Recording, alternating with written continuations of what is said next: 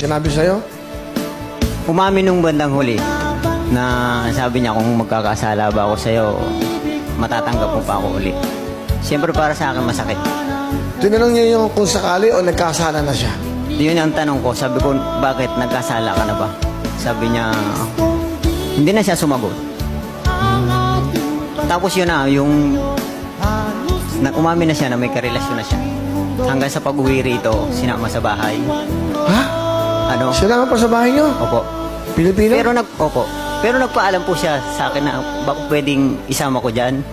Kasi nga, hihiramin daw yung bunso namin. Pumayag po ako. Pumayag ka?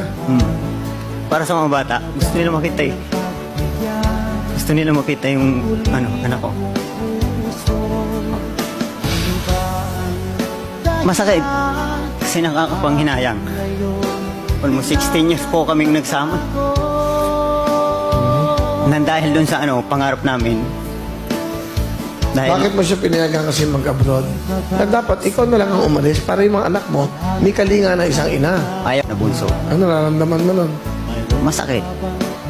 Kasi siyempre nakakapanghinayang. Sobrang nangihinayang. Kahit hanggang ngayon. Pero unti-unti nang Pero nakakari ngayon ko. ba may asawa ka? Wala po. Hindi ko magawang dahil yung mga anak ko, 4 nasa akin eh. Lahat ako lang tumataguyod. Eh wala naman akong ko. Wala bang halaga ang pag-ibig Good luck. ko sa'yo? Isa inyo. Tapos kahit pa paano mag-ingat ka pa rin lagi para sa mga anak mo. Hayaan mo hindi ko pababayaan sila. Gustong tinanggal ang aking pagkalayo. Halos magulang